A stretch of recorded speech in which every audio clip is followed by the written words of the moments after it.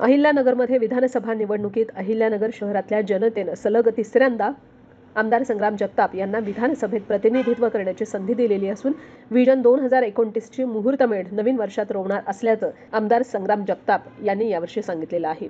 आमदार संग्राम जगताप या संदर्भात बोलताना पुढे म्हणाले, नगरकरांनी हॅट्रिकची संधी दिली. नगरकरांचा हाच विश्वास सार्थ ठरवण्यासाठी नवीन वर्षात अधिक वेगानं विकास कामं करण्यावर भर दिला जाईल.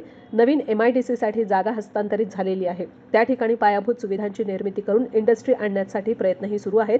याशिवाय तरुणांना नवीन वर्षात रोजगार उपलब्ध करून देण्यासाठी प्रयत्नही केले जातील. पिंपळगाव माळवी इथल्या महापालिकेच्या 650 एकर जागेवर प्रशस्त अम्युजमेंट पार्कची निर्मिती करण्यासाठी देखील प्रयत्न केले जाणार आहेत. DSP चौक आणि सह्याद्री चौकातल्या उड्डाणपुलाच्या कामाचा निवडणुकीआधीच शुभारंभ झालेला आहे. हे काम नियोजित वेळेत पूर्ण केलं जाईल. शहराच्या 550 कोटींच्या विकास आराखड्यात मागील सरकारच्या काळातच मंजुरी मिळाली होती. यापैकी 150 कोटींच्या निधीतून अनेक प्रमुख रस्त्यांची कामं मागील 4 महिन्यांपासून सुरू झालेली आहेत.